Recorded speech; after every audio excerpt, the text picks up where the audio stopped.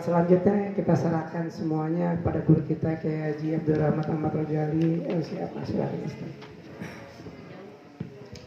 Bismillahirrahmanirrahim. Assalamualaikum warahmatullahi wabarakatuh. Waalaikumsalam warahmatullahi wabarakatuh. Alhamdulillah wa kafa wassalatu wassalamu ala nabiyil mustafa wa ala alihi wa sahbihi ahli sidqi wal wafa. Asyhadu an la ilaha illallah wahdahu la syarika lahu wa asyhadu anna Muhammadan abduhu wa rasuluhu wa safiyyu min khalqihi wa habibuh. Allahumma salli ala Muhammad wa ala alihi wa sahbihi wa man tabi'ahum bi ihsanin ila yaumil ma'ad. Subhanaka la ilma lana illa ma 'allamtana innaka antal alimul hakim. Allahumma anfa'na bima 'allamtana wa 'allimna ma yanfa'una warzuqna 'uluman tanfa'una fid dunya wal akhirah. Allahumma faqihna fid din wa 'allimna ta'wil. Allahumma iftah lana futuhal 'arifin wa anta khairul fatihin. Amin amin ya rabbal alamin. Alhamdulillah, yang sama-sama kami hormati keluarga besar dari Majelis Ta'lim Zakir yang mudah-mudahan senantiasa dirahmati Allah Subhanahu wa taala. Wabil khusus segenap keluarga besar Bang Haji Ramayuli, Bapak Ibu semua para jamaah yang saya sudah sebutkan satu persatu. Sehat Ibu semua? Alhamdulillah. Bu Haji udah sehat Bu Haji? Alhamdulillah. Bapak sehat Pak semua? Alhamdulillah ya. Mudah-mudahan senantiasa dalam kesehatan, dalam keberkahan dari Allah Subhanahu wa taala. Dalam PPKM katanya diperpanjang, mudah-mudahan ya terus sehat badannya, sehat kantongnya. Ya mudah-mudahan rezekinya semua dimudahkan, dilancarkan oleh Allah Subhanahu wa taala. Alhamdulillah, kemarin kita sudah merayakan hari raya Idul Adha. Mudah-mudahan segala amal ibadah kita yang telah kita lakukan, yang bil khusus ibadah kurban, mudah-mudahan ya diterima oleh Allah Subhanahu wa taala. Mudah-mudahan yang belum bisa kurban tahun depan bisa kurban. Amin ya rabbal alamin. Dari sekarang nabung. Ya nabung dikit-dikit, mudah-mudahan tahun depan bisa kebeli kambing. Ya. Kambing itu kambing kancil sekitar 2 jutaan. Ya, yang agak kecil. Tapi mafi muskilah ya, nggak masalah kita mau yang 2 juta, mau 5 juta, 6 juta. Kemarin saya nawar ada yang 6 juta, 6,5 lah dia minta. Katanya di tempat lain sampai 8 juta. Ya, emang gede, bagus, ya dilihatnya juga enak. Ya, jadi nggak masalah mau 2 juta, mau 6 juta, mau 10 juta, yang penting ikhlas lillahi ta'ala. Allah nggak ngelihat berapa harganya, Allah nggak lihat mana dagingnya, Allah nggak lihat bagaimana bentuknya, tapi yang Allah lihat adalah keikhlasan dari hambanya.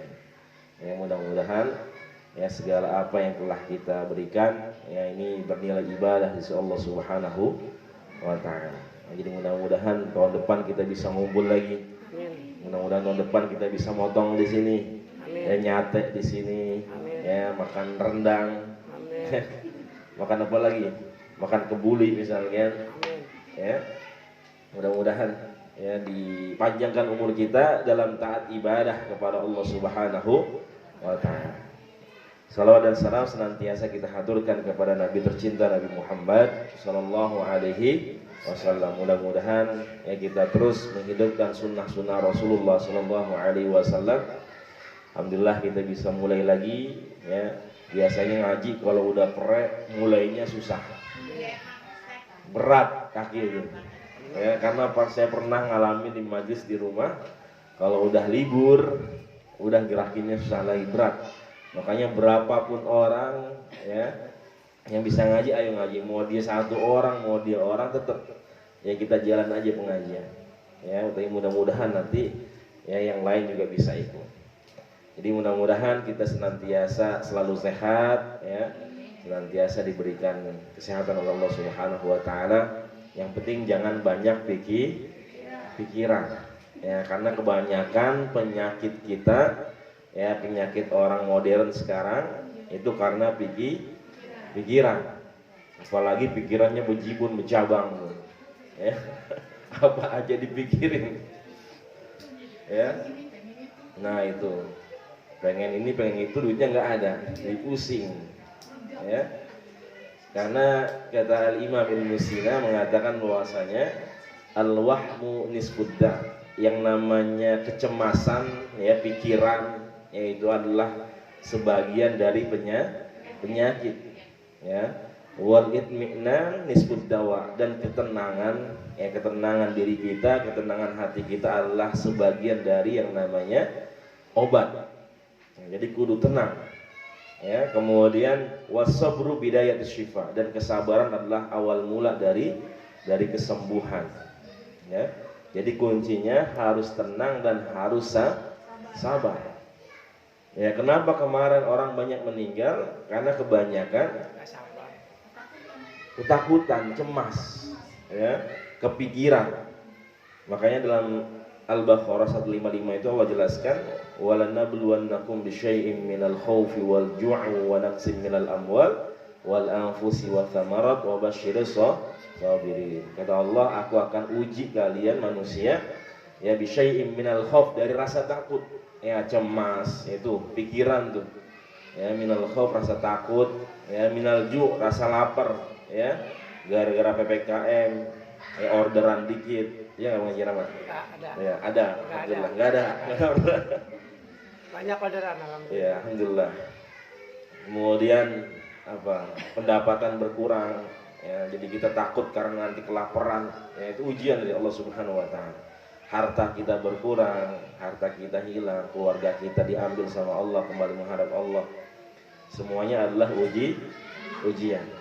Ya, jadi cemas ya, ketakutan ya, banyak pikiran yang jadikan diri kita ngedrop ya, kebanyakan pikiran. Jadi ada temennya kakak saya, ini kejadian nyata ya. Jadi ada 2 orang yang kena COVID, yang temennya dia. Yang pertama kenanya parah, udah sesak napas ya, ketika dia bilang sakit ya, COVID emang udah parah. Yang kedua ya, tanpa gejala tapi katanya COVID ya. Kemudian yang parah ini ya, selama 8 hari itu dia bikin happy, dia bikin enak. Jadi ketika ngobrol, ketika nelpon, dia pakai video call, diajak tawa-tawa ya. Kemudian bagaimana dia bisa mengkondisikan dirinya happy, senang ya. Ternyata 8 hari ya, setelah dia divonis COVID, alhamdulillah bisa sembuh. Padahal awalnya itu dia parah, udah sesak napas. Tapi alhamdulillah 8 hari ya, karena dia bisa mengkondisikan dirinya ya, bisa membawa senang pikirannya, alhamdulillah dia bisa sembuh. Tapi yang tadi, yang satu lagi yang OTG, yang nggak ada gejalanya, ketika diajak ngobrol, ketika diajak chatting ya, ketika diajak video call nggak mau, ketika diajak chatting dia ngirimnya yang sedih-sedih ya, apa, gambar-gambar yang sedih, kemudian emotion yang apa, emot-emot tuh yang gambar-gambar yang nangis ya, seperti itu. Pokoknya ketika ditelepon pokoknya murung ya, sedih, cemas ya. Ternyata 8 hari yang satu sembuh, yang satu meninggal. Yang satu sembuh, yang satu meninggal ya, karena apa tadi? Karena cemas, kebanyakan takutnya, kebanyakan pikirannya ya. Nah, sama seperti kemarin ketika saya sakit ya. Kenapa?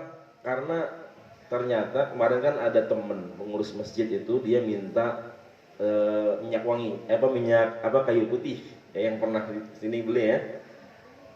Itu paginya dia minta, paginya dia belum bilang bahwasanya dia kena COVID ya. Pas sore ya, ada orang nge-share di masjid dia itu bahwasanya masjid dia ditutup ya, karena tadi ada yang kena COVID. Saya konfirmasi ke dia, benar bahwasanya dia pengurusnya kena COVID, dia baru ngaku. Akhirnya sore saya bawain ya minyak kayu putih. Dia nanya, bayar gimana nih, mau transfer apa mau cash ya. Kalau cash berarti harus ketemu, sedangkan dia COVID. Saya bilang udah gampang, yang penting ente sembuh dulu. Aneh bawain, yang penting ente sembuh dulu, bayar mah gampang, gak usah bayar juga gak apa-apa. Akhirnya saya bawain, saya kira dia ntar bayarnya, ternyata dia keluar, dia bawa amplop, dia kasih saya itu amplop. Ibu gimana bu? Itu orang kena COVID Itu orang kena COVID, ngeluarin amplop, ya ngeluarin amplopnya dikasih kita. Itu saya nanggapinnya udah bingung tuh. Ini gimana saya nanggapinnya? Masih ambil duit. Kemarin juga ada yang begitu. Ya udah saya tawakal aja baca bismillah, saya ambil pelan-pelan langsung saya masukin jok motor. Udah habis itu maghrib tiba-tiba badan saya nggak enak. Wah ini mulai pikiran nih. Mulai pikiran. Badan anget. Ini juga bingung. Kok tiba-tiba bisa anget? Tahu ya sama ya. Tadi ketemu siapa? Lo tadi ketemu katanya. Ya ketemu orang ngasih duit gimana? Ketemu. Ya. Pikiran tuh. Tapi alhamdulillah walaupun panas tapi saya berusaha tidak membawa penyakit saya ini gara-gara dia. Ya. Pokoknya saya bawain aja. Pokoknya ini bukan apa-apa penyakit. Ya mungkin karena kecapean atau apa. Karena kalau kita pikirin gara-gara COVID dan saya nanti COVID, ya udah nanti tambah parah. Tapi alhamdulillah ya minum vitamin, pokoknya bawa enak aja semua walaupun memang lemes banget. Ya. Tapi alhamdulillah bisa sembuh. Ya. Jadi pileknya, batuknya semua itu alhamdulillah bisa sembuh. Karena tadi jangan terlalu dibawa pikiran. Ya. Makanya kan banyak para ulama-ulama yang mukasyafah yang memang mereka itu dibuka penglihatannya oleh Allah Subhanahu wa taala. Ya, pernah ada cerita bahwasanya ada suatu virus yang mau menyerbu kota Damaskus, dan ulama yang mukasyafah ini yang bisa berbicara dengan makhluk-makhluk yang kita orang biasa ini nggak bisa bicara, itu mereka bisa bicara. Ulama-ulama yang dikasih kelebihan oleh Allah Subhanahu wa taala. Ya bisa melihat, bisa bicara yang kita orang biasa nggak bisa melakukan, nggak bisa melihat, nggak bisa bicara. Ditanya sama ulama ini virus mau kemana? Dia bilang saya mau ke kota Damaskus. Ngapain? Ini nanti memang perintah Allah. Ya akan saya jadikan wabah di Damaskus ini. Ya. Kemudian ulama ini bertanya nanti berapa orang yang meninggal? Yang meninggal sekitar 1.000 orang. Ya. Yang meninggal sekitar 1.000 orang. Kata ulama, ya berapa lama? Sekitar 2 tahun.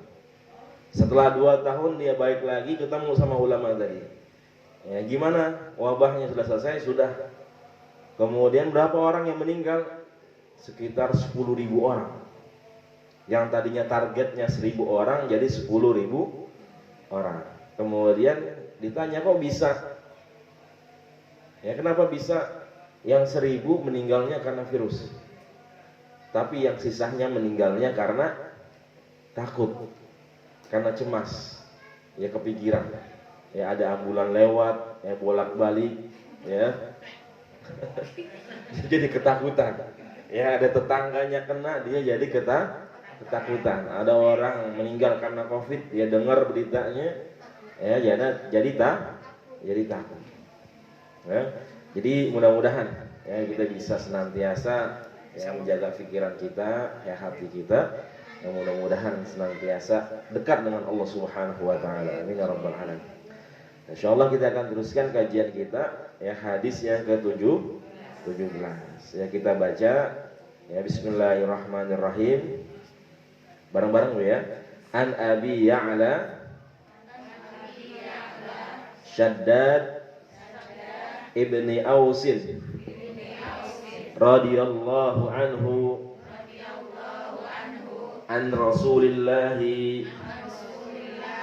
sallallahu alaihi wasallam qala inna Allah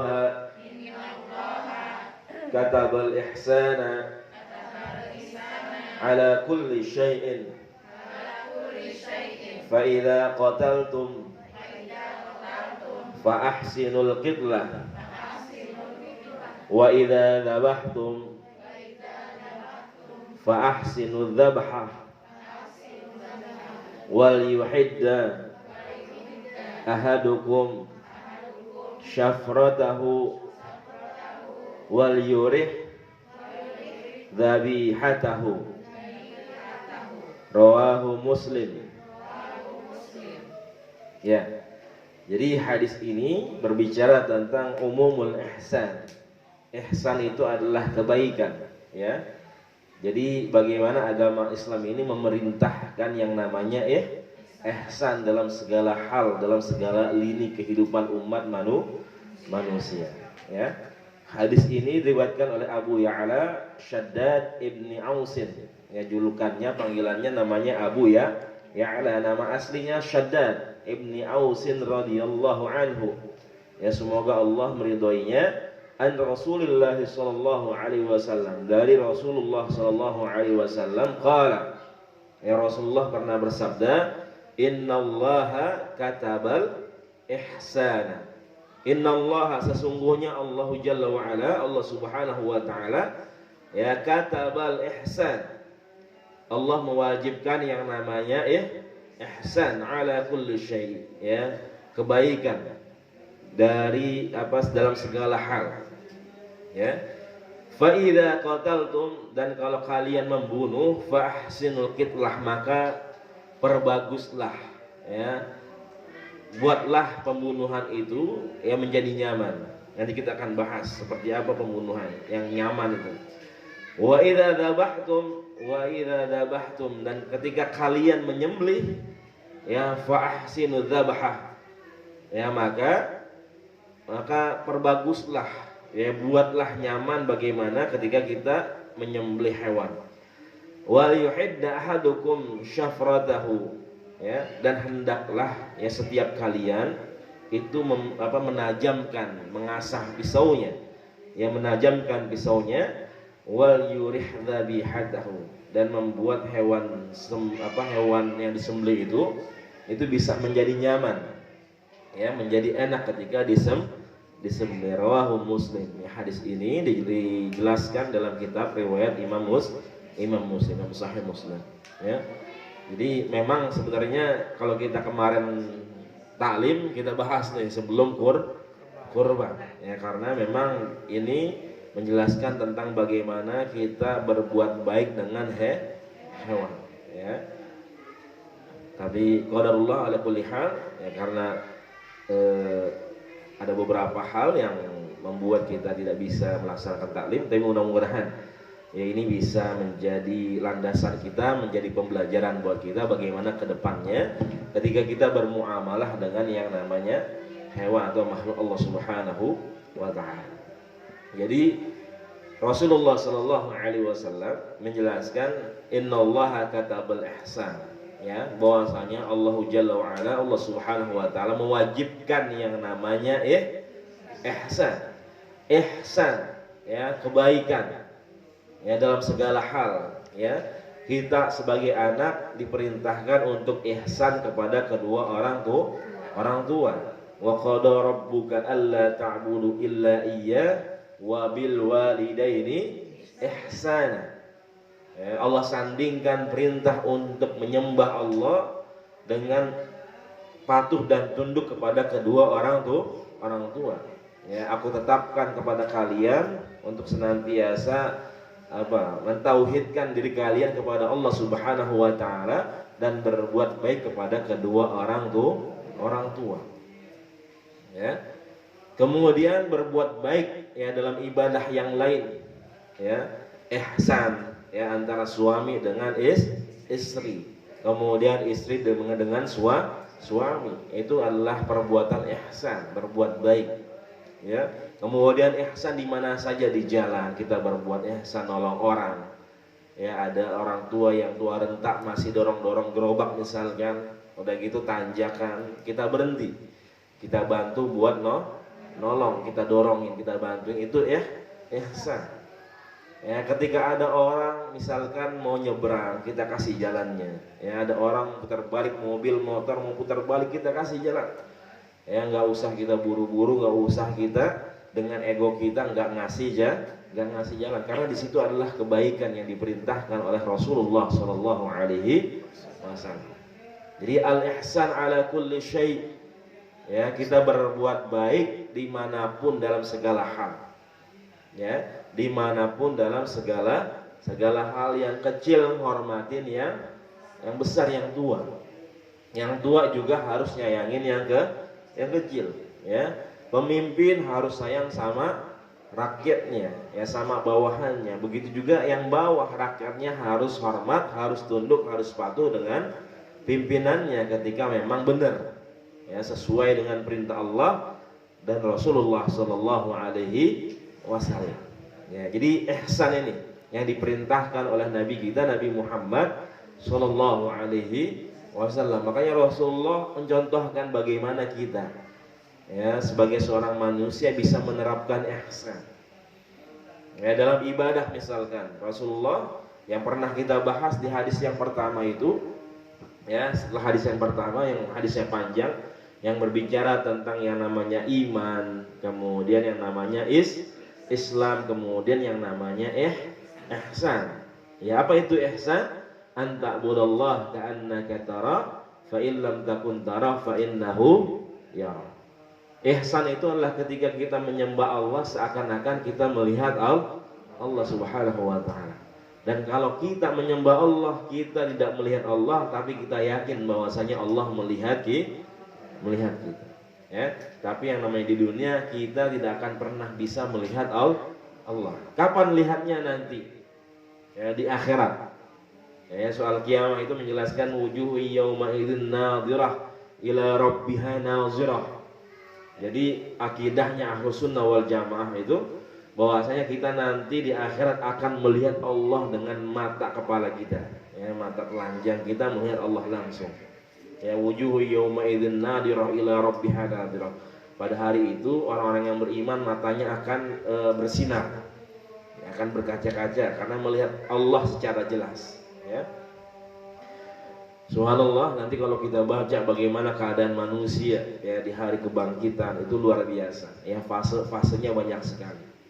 Ya, kalau Bapak Ibu baca atau kaji tafsiran dari surah Yasin itu yang berbicara tentang hari akhir itu luar biasa. Ya, bagaimana manusia dibangkitkan dari kubur, kemudian digiring, ya. Digiringnya itu nanti melewati beberapa pos pemberhentian. Ya, ada sekitar 20 pos pemberhentian, kemudian nanti digiring lagi ya ke padang mahsyar. Dari padang mahsyar nanti digiring lagi ke mizan, ya tempat penimbangan amal perbuatan kita. Kemudian nanti digiring lagi ya menuju siratul mustaqim, ya jalan yang lurus atau sirat itu jembatan yang di bawahnya ada api neraka, kemudian di ujungnya ada surganya Allah Subhanahu wa taala. Dan setiap fase itu perjalanan itu kurang lebih selama 1000 tahun. Ya, 1000 tahun di akhirat, bukan 1000 tahun di dunia. Saya bayangkan fasenya begitu lama. Ya. Makanya di sini Rasulullah mengajarkan kita berbuat baik sekecil apapun sama hewan. Ya, kemarin siapa namanya? Yang meninggal, kucing apel, ya. Ya subhanallah. Jadi sama kucing, ya, semuanya. Ya, irhamu man fil ardi yarhamkum man fis sama. Ya, sayangi semua makhluk Allah yang ada di muka bumi, maka nanti penduduk langit ya akan menyayangi kita. Kita yang suka berbuat baik, yang suka sayang sama penduduk Allah yang ada di muka bumi. Fa idza qataltum fahsinul qitlah. Kata Rasul, kalau kalian membunuh maka perbaguslah, ya, buat nyaman bagaimana ketika kalian membunuh. Maksudnya ini buat yang kemarin kita bahas, bahwasanya setiap ada beberapa golongan yang boleh dibunuh. Masih ingat nggak, Bu? Pada umumnya kita nggak boleh membunuh manusia, ya, karena dalam Islam yang namanya membunuh itu adalah dosa besar.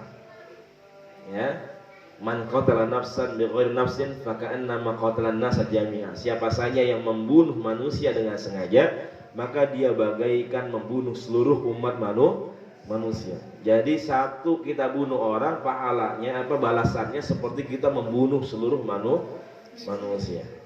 Tapi kalau kita bisa ngidupin satu orang, kita nyantunin anak yatim, kita bantu orang duafa, satu orang saja, itu pahalanya seperti kita membuat hidup seluruh umat manusia. Ya, kemarin kita sudah bahas ketika manusia dilarang buat kita bunuh, mau dia orang muslim, mau dia orang kafir, tapi ada 3 golongan yang boleh dibunuh. Ya, yang pertama adalah apa, Bu? Ya, an-nafsu bin nafsi, orang yang membunuh orang lain. Ada namanya hukum, masih ingat nggak? Hukum kisos, ya, hukum kisos, ya. Jadi kalau saudara kita dibunuh, keluarga kita dibunuh, boleh kita ngebunuh orang yang membunuh. Tapi tadi yang seperti yang sudah saya jelaskan harus lewat pengadilan. Ada hakim yang memutuskan. Ya, kalau terbukti silahkan dibunuh dan yang dilakukan oleh hakim, bukan dengan kita, dengan seenaknya enggak, tapi dengan lembaga atau pemerintah yang memang berwenang di situ. Ya, jadi ada namanya hukum kisos. Ya, jadi kalau membunuh nanti juga balas bunuhnya harus dengan yang baik, ya, atau harus dengan yang setimpal. Jangan ketika dia dibunuh misalkan kita pengennya nyakitin dulu misalkan. Ya, kita tusuk-tusuk dulu gitu perutnya, jantungnya, atau kita cacak-cacak gitu kan. Ya, itu nggak bisa. Ya, jadi minimal harus setara dengan orang yang pernah dia bunuh. Ya. Itu jadi ada yang namanya hukum kisos. Kemudian juga yang kedua adalah apa? As-saybuz zani, orang yang sudah menikah kemudian dia berzina, hukumnya adalah dipendam ya badannya, kemudian disisakan palanya, kemudian dilemparin batu sampai meninggal, dan itu adalah hukuman yang terbaik ya, karena memang diperintahkan seperti itu. Kemudian golongan yang ketiga adalah orang yang keluar dari agama Islam, ya, murtad, ya, dia menghina Islam, menjelekkan Islam, ya, atau bahkan ada orang Islam ngaku Islam tapi jelek-jelekin Islam. Ya, itu boleh juga dibunuh itu seperti itu. Ya, tapi tadi bunuhnya harus lewat hakim. Ya. Jadi kalau kita membunuh sesuatu, membunuh hewan misalkan ada nyamuk, ya. Ini nyamuk ganggu kita terus, ya. Ini nyamuk kita incar. Kemudian kita tepok, ya, masih hidup. Ya, kita potong satu sayapnya, masih terbang dikit-dikit misalkan. Nah, rasain lo kan, gangguin gua terus sih, ya. Kakinya ditarik, ya, itu nggak bisa, ya. Habis itu dia tulis di meja, ini pelajaran buat yang berani sama saya, ya. Biar nyamuk-nyamuk yang lain pada takut, itu nggak bisa, ya. Ibu-ibu yang suka masak ikan, ya, coba bagaimana matiin, nyembelih ikannya itu yang baik gitu, ya. Bagaimana supaya hewannya itu, ikannya itu juga bisa nyaman, ya, semuanya. Ya, bahkan misalkan tadi hukum kisos saja, hukum kisos itu bagaimana bisa dibuat senyaman mungkin, ya. Misalkan ya di negara, ya, di beberapa negara ini yang namanya hukuman mati itu cuma 3. Yang pertama, hukuman mati itu dengan tembak. Ya, hukuman mati itu dengan menembak. Misalkan di Cina itu ditembak. Kemudian yang kedua, hukuman mati itu digantung. Ya, digantung. Ya, seperti di Mesir itu digantung. Kemudian yang ketiga, hukuman mati itu dengan dipancung. Ya, dipancung. Jadi 3 itu. Beberapa negara 3 hukuman mati. Tadi balasan dari kisos, dan itu ya menurut analisa ya para kriminolog, orang-orang yang memang mengerti bagaimana tindak kriminal itu, katanya yang paling enak itu adalah ketika dipancung. Ya, sebenarnya belum ada pernyataan resmi dari orang yang pernah ngerasain itu, karena orang yang menganalisa, orang yang buat penelitian juga nggak pernah merasakan pancung. Belum pernah dipancung, belum pernah digantung, sama belum pernah ditembak, ya. Karena orang-orang yang pernah merasakan nggak pernah ngomong enakan mana, ya.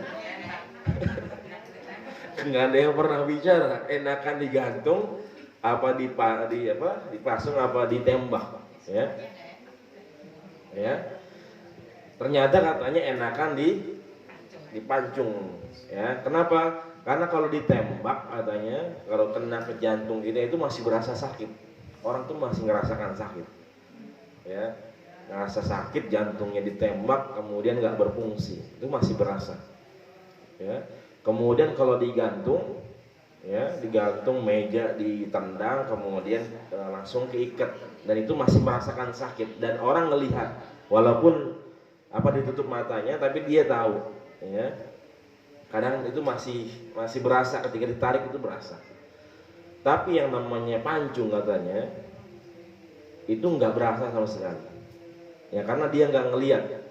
Orang nih yang mau dipancung nggak tahu ini orang dari depan, dari belakang, dari samping, apa dari depan. Ya, tiba-tiba udah lehernya putus aja. Ya, tiba-tiba lehernya putus. Ya, nanti kalau pergi umroh, pergi haji, lihat di Masjid Qisas, ada namanya Masjid Qisas. Ya, nanti boleh ngelihat. Ya kalau kuat.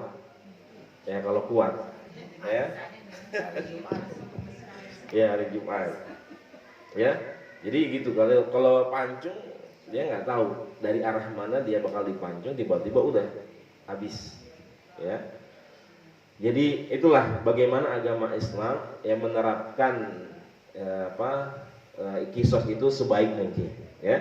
Kemudian wa idza dzabhtum fahsinu dzabha. Kalau kalian menyembelih, ya seperti kemarin, maka perbaguslah cara nyembelihnya. Ya wal yuhidda ahadukum syafratahu wal yurih dzabihatahu. Ya, sampai Rasul memerintahkan buat ditajamkan pisaunya. Kemudian bagaimana hewan kurban ini bisa nyaman. Ya, motong ayam juga harus bagaimana bisa nyaman ayamnya, ya. Makanya kan sekarang udah banyak alat tuh. Kemarin meng-share bagaimana ada alat yang bisa merobohkan sapi itu tanpa kita tarik-tarik, ya, tanpa kita beradu sama sapi, ya. Itu juga kalau misalkan sapinya mau jatuh. Kadang ada sapi yang memang sifatnya karakternya ngelawan, ya, tendang, bahkan ada yang sampai kabur, ya. Nah itu, ya, bagaimana Rasulullah SAW memperhatikan hal-hal seperti itu. Kalau ngasah yang namanya pisau jangan di depan hewan, ya. Saya kira itu ajaran orang-orang tua Betawi, ya. Kita dilarang buat ngasah yang namanya pisau di depan hewan. Ternyata memang Rasul sendiri yang memerintahkan, ya. Bagaimana kita bisa menajamkan pisau tersebut, ya. Bagaimana kita bisa menghargai perasaan hewan. Ya, makanya kalau bisa memang ketika kurban itu, kalau misalkan tempatnya sempit, itu mata kurban hewan kurban yang lain itu ditutup. Ya, itu kalau bisa, ya, supaya nggak ngelihat, kasihan juga, ya. Jadi sebaik mungkin ya menghadap kiblat, kemudian kita mengucapkan bismillah, ya, bismillah Allahu akbar. Ya, kalau misalkan Bang Haji Rama, Bapak semua bisa kuat untuk menyembelih hewan kurbannya sendiri, itu lebih bagus, ya. Tapi kalau misalkan nggak kuat, nggak apa-apa diwakilkan, ya. Misalkan seperti kalau saya memang nggak kuat, ya, nggak kuat kalau nyembelih sendiri. Tapi kalau misalkan udah jadi rendang, udah jadi semur, itu udah saya kuat ngabisinnya, ya. Kalau motong sendiri saya nggak kuat ngeliat darahnya, ya, kesian, ya. Tapi ada orang yang memang udah biasa dia, ya, udah biasa, ya. Makanya subhanallah, ya, bagaimana Islam ini menunjukkan bahwasanya dari hal-hal yang terkecil tadi, ya. Jadi ketika Islam ini dibilang agama yang tidak berbuat baik, agama yang kasar, agama yang keji. Jadi orang-orang liberal ini, orang-orang yang berpikirannya bebas, ya, tanpa batas, nggak dibatasi dengan Al-Quran dan Sunnah, ya, yang ngomongnya asal-asalan. Mereka bilang kalau setiap Idul Kurban, agama Islam ini agama yang nggak berperi kebinatangan, ya. Jadi agama Islam ini bukan agama yang kasih sayang, ya, yang tidak mempunyai rasa peri kebidatangan, katanya. Ya, karena apa? Karena hewan dibantai-bantain, katanya. Ya, sapi dibantai-bantain, kemudian kambing dibantai-bantain, ontak dibantai-bantain, ya. Dia nggak pernah membaca hadis, nggak pernah membaca agama Islam ini, ya, nilai-nilainya, ajaran-ajarannya ini secara mendalam, nggak pernah ngaji. Ya, Rasulullah mengajarkan bagaimana menyembelihnya dengan baik, ya. Kenapa dia nggak pernah komentar tuh yang namanya ayam dipotong setiap hari? Kira-kira berapa, Pak, Bu, ayam dipotong? Buat manusia makan doang. Ya belum di KFC, belum di mana-mana. Iya nggak? Kira-kira berapa tuh dipotong tuh yang namanya ayam, dan dia nggak pernah ngomong itu adalah pembantaian. Bahkan itu ayam beli, padahal udah mati, harus kita beli, betul nggak? Kudu kita beli ayam, ya di KFC, di mana lagi ayam geprek, ya ada ayam apa lagi tuh? Ya Padang ya. Tapi yang namanya hewan kurban, subhanallah, gratis dikasih. Ya, ada nggak yang beli kemarin? Nggak ada, gratis dikasih semua. Yang nggak ada agama yang seperti agama Islam. Ya makanya mereka bilang nih, orang-orang yang benci sama Islam, ini agama yang suka bantai-bantain hewan. Ya, dia nggak belajar bagaimana agama Islam. Bahkan mereka nyuruh udah nggak usah repot-repot, nggak usah bikin berantakan, banyak darah, ya banyak bau hewan katanya. Udah kurban itu ngasih duit aja, nggak usah beli hewan kurban, ya pinggir-pinggir jalan pada kotor tuh katanya orang dagang hewan kurban, udah nggak usah. Itu orang-orang liberal tuh, orang-orang yang ngomongnya seenaknya, mikirnya seenaknya. Udah transfer aja, kasih buat orang fakir miskin, mungkin lebih bermanfaat. Ya. Kalau kita pikir, ya kalau kita nggak pernah ngaji, ya kita cerna itu omongan, bisa masuk akal juga. Kira-kira masuk akal nggak, Bu?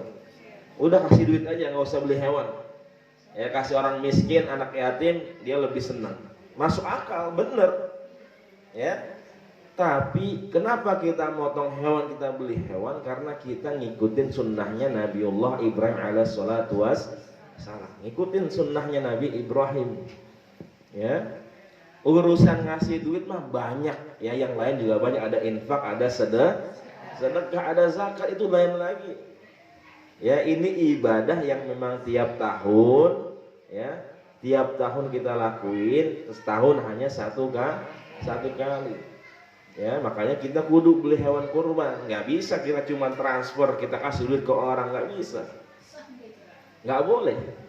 Itu namanya bukan kurban, ya. Karena yang namanya kurban, walaupun ditransfer, dia harus beliin hewan kurban kemudian disembelih. Itu namanya baru kurban. Kalau mau ngasih duit tadi, infak, sedekah, zakat tuh banyak, silahkan kasih yang banyak-banyak.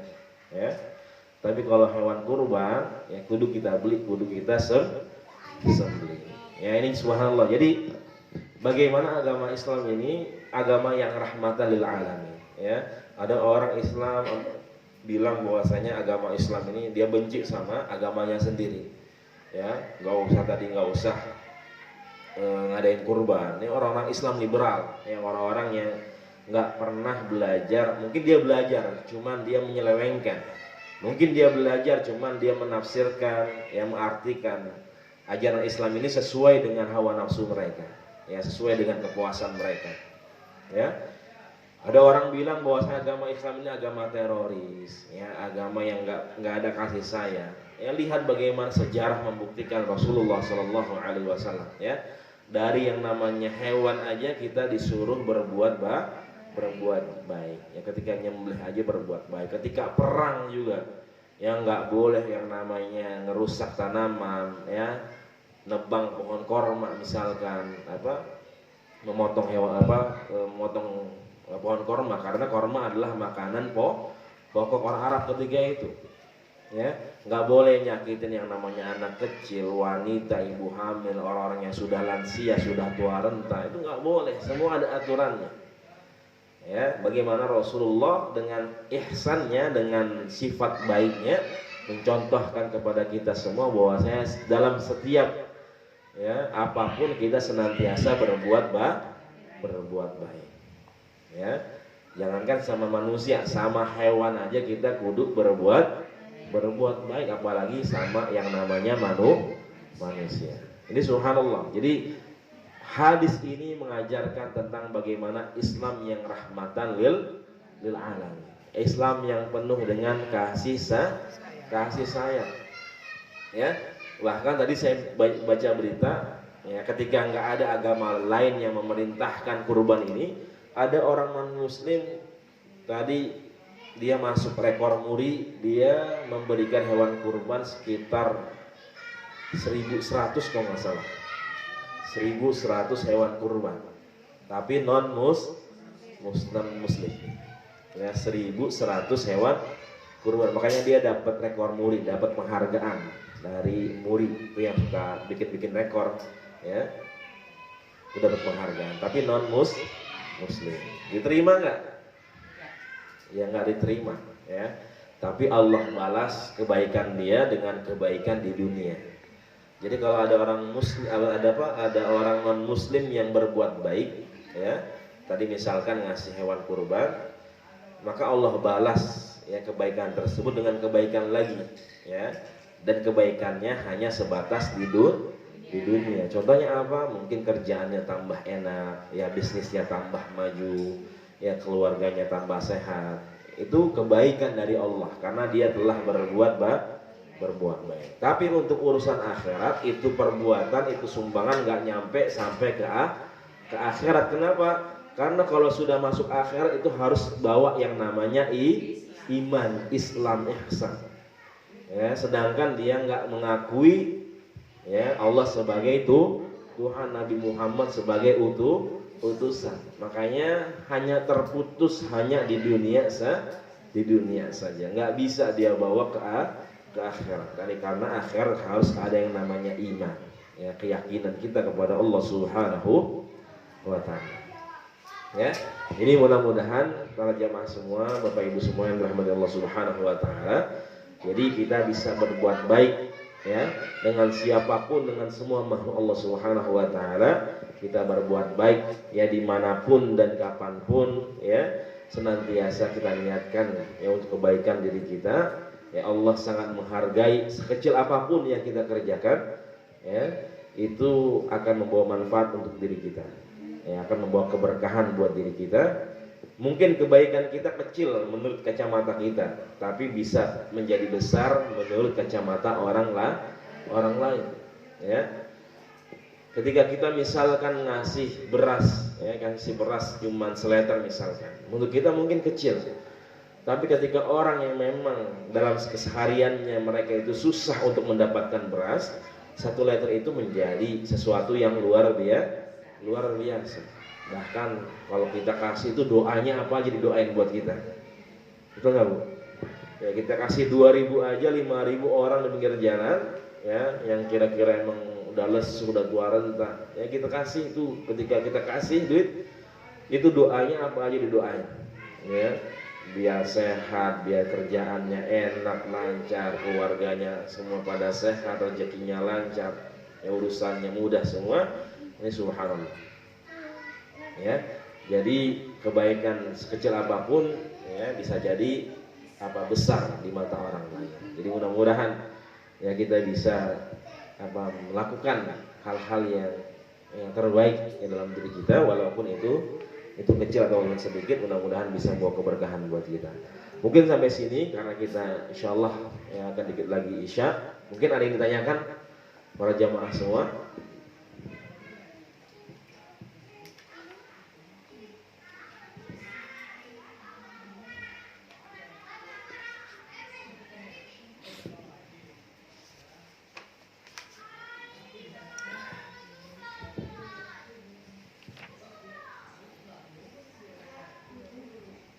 Kamu tanya Bu.